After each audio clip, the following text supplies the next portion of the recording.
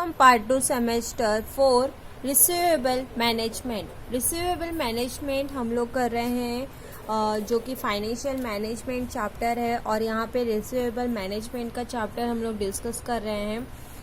तो आप लोग का सब्जेक्ट फाइनेंशियल मैनेजमेंट है, ओके। तो ये चैप्टर में एक्चुअली में है क्या, तो रिसीवेबल मैनेजमेंट वो चीज़ होती है जहाँ पे अगर मैं इन शॉर्ट में बोलूँ तो द टर्म रिसीवेबल और डेटर में बी डिफाइंड डेप्ट owed by the firm by customer. मतलब कि जो कस्टमर के द्वारा, जैसे कि गुड्स एंड सर्विसेज है, अगर हमने सेल किया तो जो डेप्ट होता है, जो कर्जा होता है जो कस्टमर के द्वारा बनता है, तो उसको किस तरीके से हम अरेंज करेंगे, किस तरीके से उसको मैनेजमेंट करेंगे, उसे हम रिसीवेबल मैनेजमेंट बोलते हैं। जैसे कि कोई कस्टमर है, अब मैं एक कंपनी हूँ, मैंने गुड्स एंड सर्विस सेल की, ठीक है। अब हो सकता है कि कुछ कस्टमर सामान उधारी में लेके चले जाएं, राइट, या फिर कुछ कस्टमर पैसे नहीं दे रहे। तो एक कंपनी को एक कॉम्पिटिटिव मार्केट में रिसीवेबल मैनेजमेंट करके रखना होता है। तो इस रिसीवेबल मैनेजमेंट में, क्योंकि ये एक डेप्ट है जैसे कि क्रेडिट, अब इस रिसीवेबल मैनेजमेंट में कस्टमर लोगों को जो कि 3 चीज़ों से इसका देखा जाता है। जैसे कि क्रेडिट की बात करते हैं, मतलब कि जो कंपनी रहेगी या फिर जो फर्म है वो क्या करेगी, वो मार्केट शेयर मतलब कि ग्रांटिंग क्रेडिट एक ऐसा है जो कि फर्म को बहुत हेल्प करता है, फर्म को हेल्प करता है मेंटेन करने के लिए और इंक्रीज करने के लिए कि अब उसका मार्केट जो है उसमें उसका शेयर इंक्रीज हो, उसके लिए ये ग्रांटिंग क्रेडिट बहुत हेल्प करे। क्रेडिट मतलब कि उधारी में दे देना, तो इसमें ये बहुत ही हेल्प करता है। तो इसलिए पहला स्टेप। अब दूसरा है क्रेडिट में growth in sales and profit. अब क्या होता है कि फर्म अलाउ करता है क्रेडिट सेल्स की, मतलब उधारी में दे दो, है ना। जैसे कि मेडिकल पे जाओ तो उसको बोलो कि मैं कल पैसे देता हूँ, तो वो थोड़ा बहुत ठीक है बाबा, पहचान का हुआ तो ठीक है। किराने का भी ऐसे ही है, जब कस्टमर आने लगता है तो उसका थोड़ा, अगर वो बाद में देता है तो चल जाता है, लेकिन वो देगा, राइट। तो क्रेडिट सेल्स रहते हैं जो कि होते हैं, ऐसे बड़े बड़े बिजनेस में भी होते हैं। जैसे कि कोई साड़ियाँ ले रहा है तो एक साथ स्टॉक जब उधर से ही वो ले रहा है तो उसको क्रेडिट में दे दिया जाता है।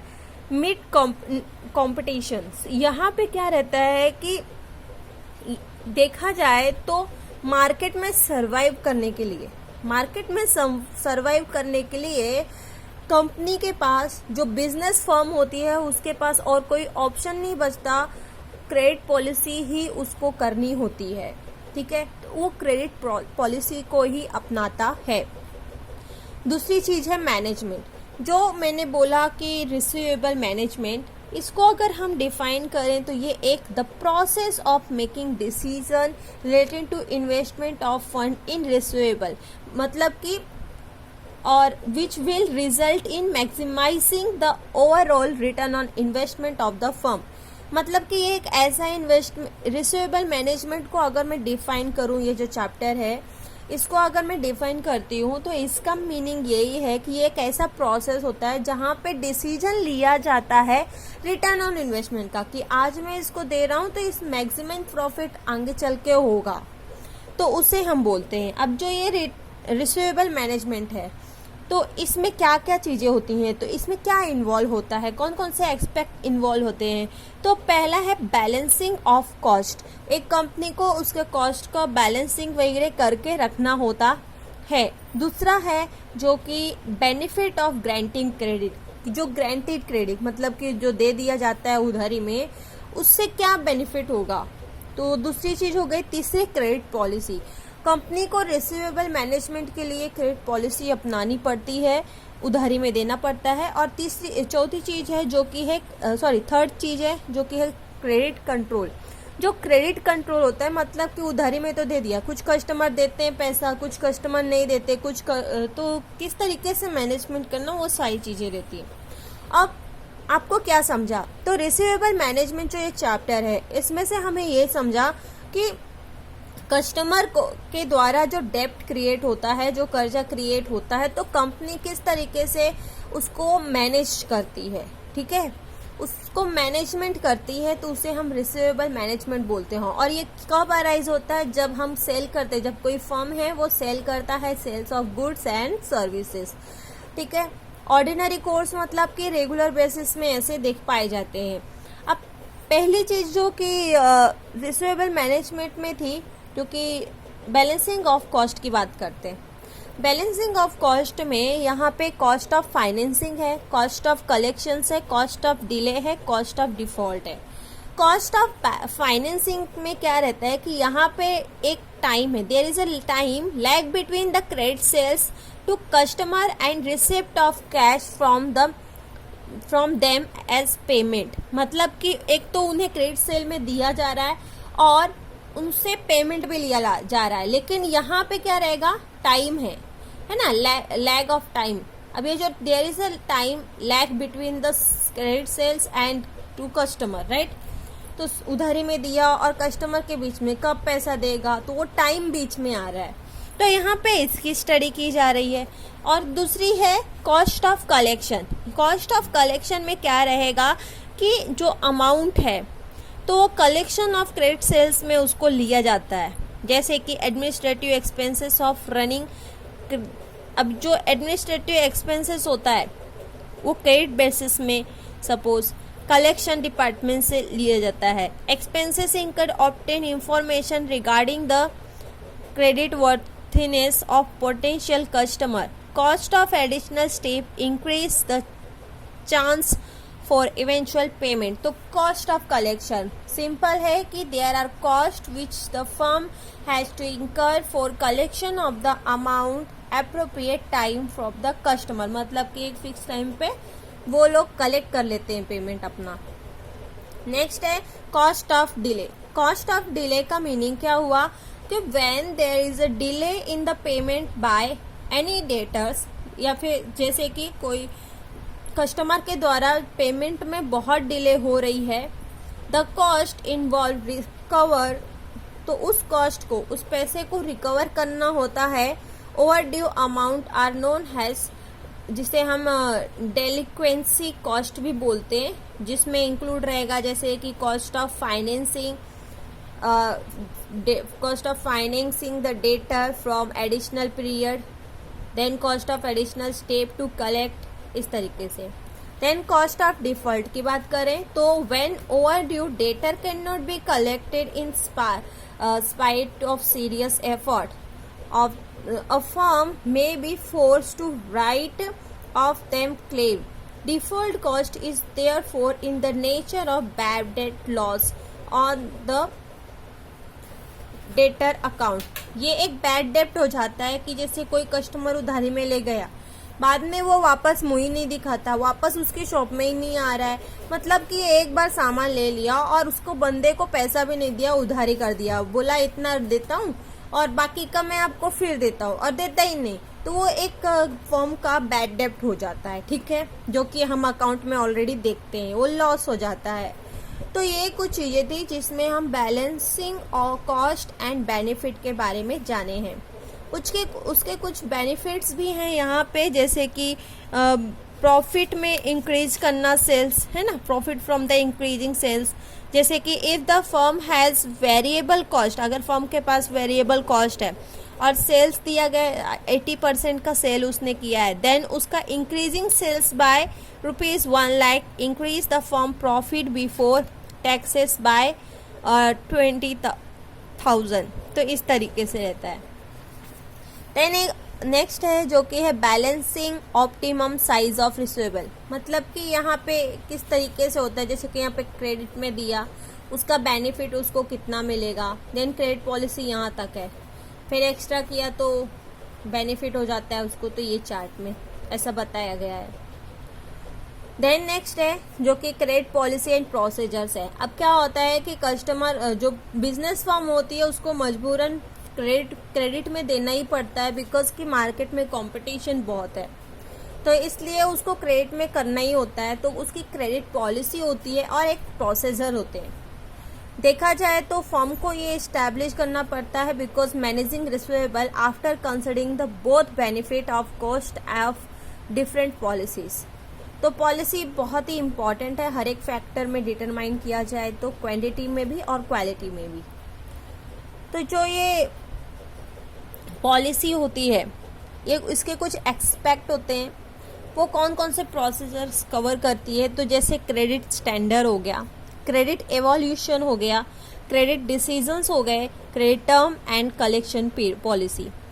क्रेडिट स्टैंडर्ड जो रहता है ये बेसिक क्राइटेरिया इसका यही रहता है, extension for credit to the customer are called the credit standard. मतलब कस्टमर को ज़्यादा से ज़्यादा एक्सटेंड करने का है ना, एक्सटेंशन करने के लिए किया जाता है। अगर मैं दूसरे वर्ड में कहूँ तो minimum quality of credit, worthiness of credit applicant that is acceptable. मतलब कि मिनिमम उसमें क्वालिटी ऑफ क्रेडिट रहनी चाहिए वर्थनेस की। तो दूसरी चीज है कि मतलब कम से कम देना चाहिए, और जिसमें सीएस भी रहता है। सीएस मतलब कि क्रेडिट कैपेसिटी, C5 है एक्चुअली में ये C5, जिसमें credit capacity, capital, conditions, collateral and character, इन चीज़ों को ध्यान में देखा जाता है तभी जाके डिसीजन लिया जाता है। और उसी लार्जली मैटर में देखा जाए तो जजमेंट किया जाता है क्रेडिट स्टैंडर्ड का, जिसमें कैपेसिटी चेक की जाती है। कैपेसिटी मतलब कि कस्टमर की एबिलिटी चेक की जाती है कि वो बंदा हमें पैसा वापस करेगा कि नहीं करेगा। दूसरा कैपिटल कि उसका फाइनेंशियल साउंड कैसा है, वो देने लायक है भी या नहीं। तीसरा कंडीशन भी चेक की जाती है कि उसकी कंडीशन कैसी है, इकोनॉमी पोजीशंस कस्टमर का कैसा है। देन है दूसरा है कोलेटरल जो रहता है उसमें ये देखा जाता है कि security available with customer in paying the डेब्ट, उसके पास अवेलेबल है कि नहीं, वो दे तो पाएगा ना। देन है कैरेक्टर, मतलब कि बंदे का कैरेक्टर कैसा है, उसकी विलिंगनेस है कि वो चाहता है ना पे करना कि नहीं चाहता। पता चला कि वो लेकर चला गया उधारी में और देने नहीं चाहता।